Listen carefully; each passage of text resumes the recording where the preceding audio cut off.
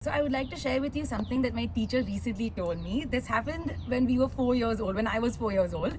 And my best friend at that point came to me and said that, hey, so I have a question. Is your mother a housewife? And then I took a second and I thought about it and I put my hands on my hip and I was like, no, my mother goes to work, so she's a father.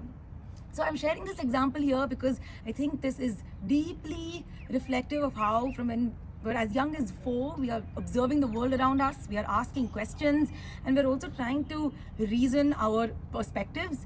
And I think usually we would just laugh this off or look at this as something as that's just cute and move on.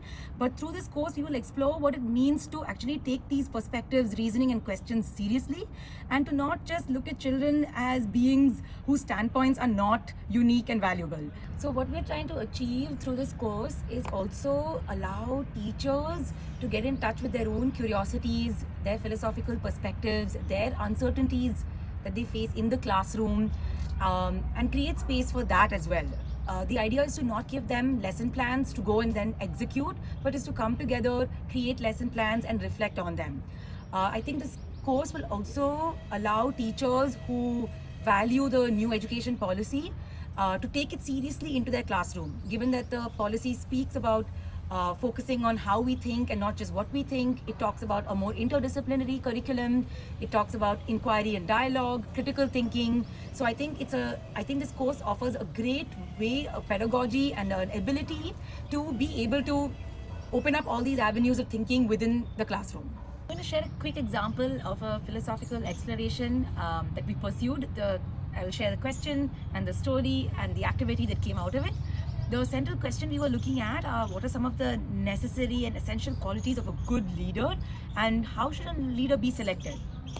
And so we started off by asking the students if they were to select a leader from their classroom or their school, who would they select and on what basis would they select them?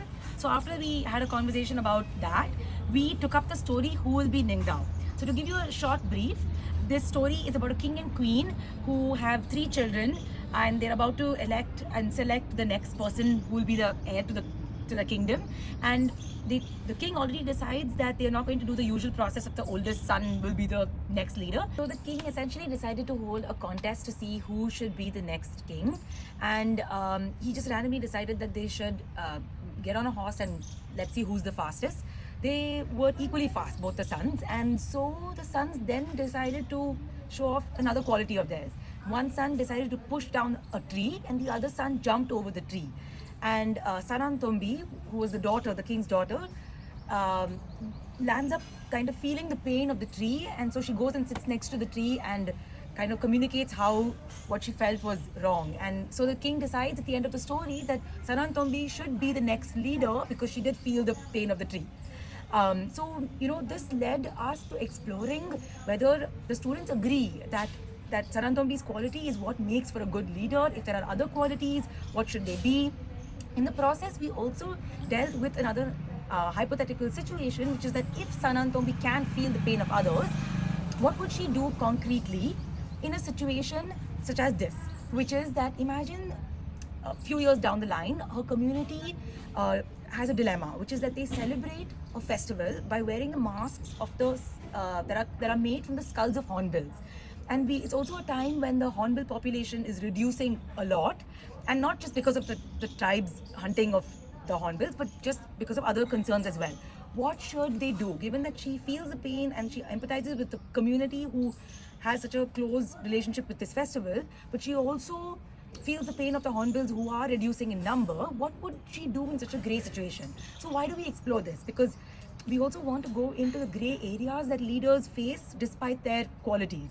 So this is what we'll end up doing with this book, and then it further leads into children reflecting on what are the qualities that they think of a good leader, what are the implications of those qualities. They start responding with situations that these leaders might face and how they should respond to them.